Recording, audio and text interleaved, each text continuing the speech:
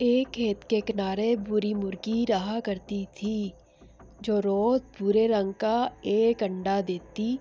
ایک دن مرغی نے سوچا، اے کاش میں کبھی سونے کا انڈا دے سکوں تاکہ ساری زندگی سکون سے گزرے۔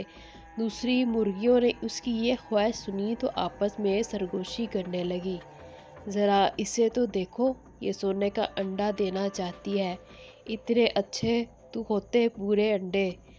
رفتہ رفتہ یہ سارے جانوروں نے سن لی۔ آخر بھوری مرغی کی یہ خواہش کسان کی بیوی تک بھی پہنچ گئی۔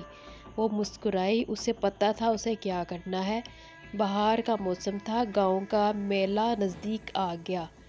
میلے میں انڈوں کو رنگنے کا بھی مقابلہ ہوتا۔ کسان کی بیوی نے ٹوکری میں بھورے انڈے اکٹھے کیے اور ان پر بہت خوبصورت رنگ کر کے مقابلے کے لیے کسان کو دیے۔ صرف سب سے بڑا ایک بھورا انڈا اس نے اپنے پاس رکھ لیا اور اس پر انتہائی خوبصورت سنہری رنگ کر دیا۔ جب دوبارہ انڈے اکٹھے کرنے کے لیے کسان کی بیوی بھوری مرغی کے پاس آئی تو اس نے چپکے سے وہ سنہری انڈا بھوری مرغی کے نیچے رکھ دیا۔ کچھ دیر بعد جب بھوری مرغی انڈوں سے نیچے اتری تو اس کی نظر چمکتے ہوئے سنہری انڈے پر پڑی۔ اس نے خوشی سے اچھل اچھل کر شور مچانا شروع کر دیا، میری خواہش پوری ہوگی، میں نے سونے کا انڈا دیا ہے، اب میں بہت خوش ہوں۔